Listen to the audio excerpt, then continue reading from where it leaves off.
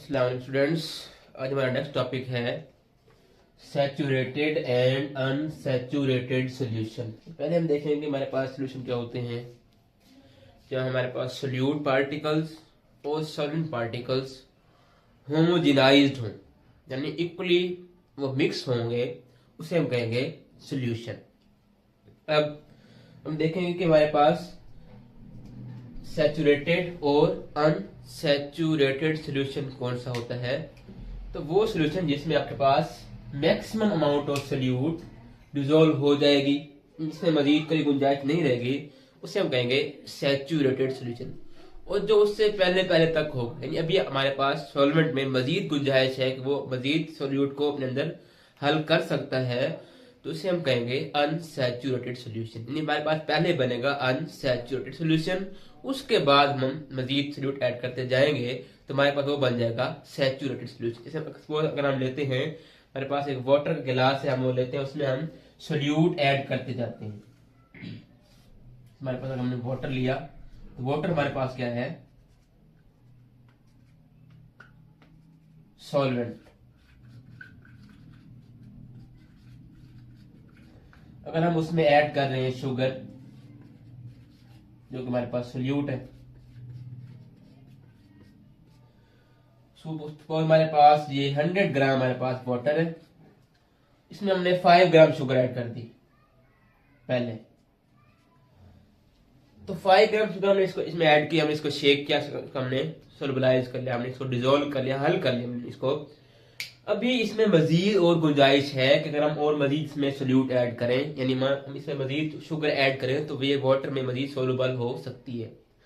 तो इसे हम कहेंगे अनसैचुरेटेड सॉल्यूशन, वो सॉल्यूशन जिसमें हमारे पास विच कैन डिसॉल्व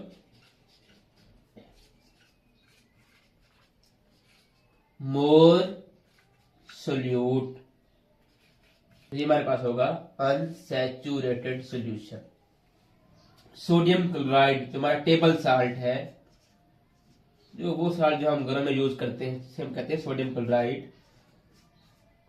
अगर हम 100 ग्राम वाटर लें तो उस 100 ग्राम वाटर में हमारे पास ये सोडियम क्लोराइड रूम टेम्परेचर पे 36 ग्राम ये सोलबल होगी।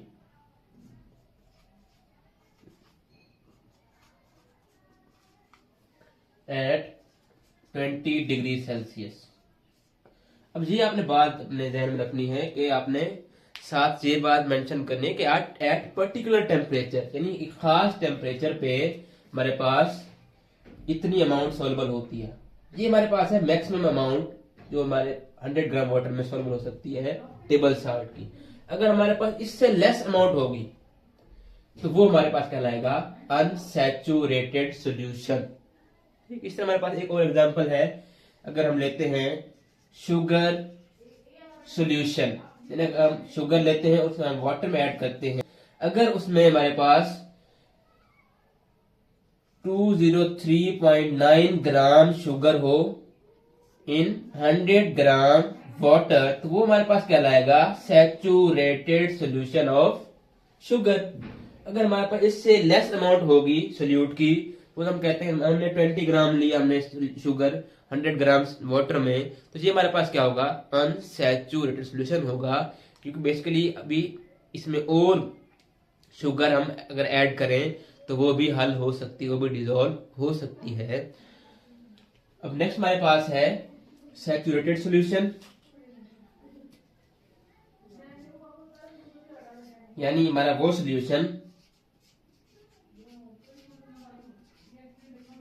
इसमें मजीद हम सोल्यूट ऐड नहीं करते, बल्कि उसमें maximum amount of containing maximum amount of solute, containing maximum amount of solute, उसे हम कहेंगे सैचुरेटेड सॉल्यूशन। लेकिन आपने इसमें एक बात याद रखनी है, amount of solute in particular solvent at particular temperature. इस बात का मतलब क्या है कि हमारे पास पर्टिकुलर सॉल्वेंट हो और पर्टिकुलर हमारे पास टेम्परेचर, यानी हमारे पास एक खास सॉल्वेंट होगा। यानी आपने ये बात ध्यान रखनी है कि अगर आपने ये कह दिया कि हमारे पास शुगर 203.9 ग्राम वाटर में सॉल्युबल है हमारे रूम टेम्परेचर पे एट 20 डिग्री सेल्सियस। तो यही लाजमी नहीं कि हमारे पास अगर वाटर की जगह हम और सॉल्वेंट लें, सपोज हम सॉल्वेंट इसमें ले लेते हैं कार्बन टेट्राक्लोराइड CCl4, तो उसमें यह लाजमी नहीं कि उसके 100 ग्राम में भी शुगर के 203.9 ग्राम सॉल्युबल हों। तो ये आपके पास मतलब हुआ कि हमारे पास एक खास सॉल्वेंट में इसकी एक खास अमाउंट ही सॉल्युबल होती है जो मैक्सिमम होती सॉल्युबल होती है। अगर हम सॉल्वेंट चेंज करते हैं तो उसकी अमाउंट सोल्यूट की उस सॉल्वेंट में सोल्युबिलिटी वो डिफर कर जाएगी, वो चेंज हो जाएगी। दूसरी बात, एट पर्टिकुलर टेम्परेचर, यानी अगर ये हम बात करें कि खास टेम्परेचर रखेंगे उससे हम बताएंगे कि हमारे पास ये जो हमारे पास सोल्यूशन बना है ये है सैचुरेटेड। अगर हम उस टेम्परेचर को चेंज कर देते हैं, यानी सपोज अगर हम कहते हैं कि हमने ये टेम्परेचर 20 से हम ले गए 50 तक, तो अब जो हमारे पास सोल्यूट की अमाउंट होगी इसके सैचुरेटेड सोल्यूशन बनाने के लिए वो हमारे पास सोल्यूट हमें चेंज, यानी अगर हम इस केस में देखते हैं शुगर केस में, तो हमें सोल्यूट ज्यादा चाहिए होगी कि हम 40 या 50 डिग्री सेल्सियस पे इसका सैचुरेटेड सोल्यूशन बनाएं, क्योंकि टेम्परेचर इंक्रीज करने से हमारे पास सॉल्वेंट सोल्यूट काफी सारे ऐसे हैं जिनके टेम्परेचर इंक्रीज करने से उनकी सोल्युबिलिटी, अगर हम सॉल्वेंट का टेम्परेचर इंक्रीज कर लें तो उनकी सोल्युबिलिटी, सोल्यूट सोल्युबिलिटी वो बढ़ जाया करती है। जैसे हमारे पास शुगर है, तो अगर हमने शुगर का सोल्यूशन बनाया है तो उसे हम अब आग पर लेके जाएं तो अब उसमें मजीद हम और शुगर उसमें डिजोल्व कर सकते हैं, यानी हमने उस सॉल्वेंट का टेम्परेचर बढ़ाया तो हमारे पास सोल्यूट की, यानी शुगर की सोल्युबिलिटी बढ़ गई। तो ये हमारे पास बात थी पर्टिकुलर सॉल्वेंट की और पर्टिकुलर टेम्परेचर की। हमारे पास वही एग्जांपल है कि हमारे पास ये इसमें टेबल साल्ट लेस देन 36 ग्राम और ये भी शुगर सोल्यूशन हमें less than 203.9 gram of it in 100 gram water. और हमारे पास ये अगर हम देखें सैचुरेटेड सोल्यूशन में हमारे पास एग्जांपल बनेगी वो भी आप इन्हीं से ही एग्जांपल बना सकते हैं। वो जो हमारे पास सोल्यूशन में टेबल साल्ट अगर है NaCl, ये अगर हमारे पास 36 ग्राम होगी 100 ग्राम वाटर में, तो ये हमारे पास एट 20 डिग्री सेल्सियस हमें बना देगी हमारा सैचुरेटेड सोल्यूशन। और लाइकवाइज हमारे पास अगर हम बात करते हैं शुगर के केस में, तो शुगर के केस में भी हमारे पास ये होगा कि अगर शुगर 203.9 ग्राम आपके 100 ग्राम वाटर में सॉल्युबल है तभी 80 डिग्री एट 20 डिग्री सेल्सियस तभी हमारे पास ये होगा सैचुरेटेड सोल्यूशन। यानी हमने इसमें ना तो हमने इसकी सॉल्वेंट की छेड़छाड़ करनी है और ना हमने इसके टेम्परेचर की छेड़छाड़ करनी है, अदरवाइज हमारे पास इसकी सोल्युबिलिटी डिफर हो जाएगी, वो चेंज हो जाएगी। तो ये था हमारा आज का टॉपिक सैचुरेटेड सोल्यूशन और अनसैचुरेटेड सोल्यूशन। उम्मीद है आपको ये समझ आ गया होगा।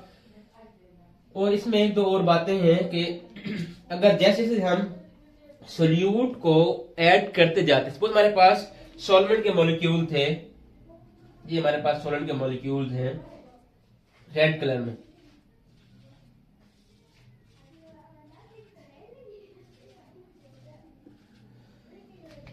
अब हम ले लेते हैं अपने पास सोल्यूट के।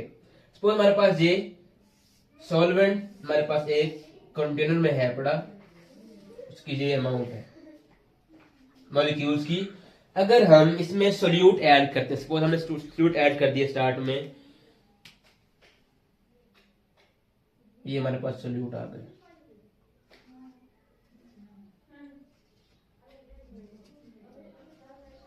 बेसिकली क्या होता है आपके पास जो सॉल्वेंट के पार्टिकल्स और आपके पास ये जो सोल्यूट के पार्टिकल्स हैं, इनमें अट्रैक्शन खत्म होती है, इनकी जो इंटरमॉलिक्यूलर फोर्सेस हैं वो ब्रेक होती हैं और ये मिलने के बाद हमें इस तरह की स्ट्रक्चर मिलती है कि हमारे पास सॉल्वेंट का मॉलिक्यूल विद सोल्यूट मॉलिक्यूल, ये हमें इनकी बॉन्डिंग में मिलती है।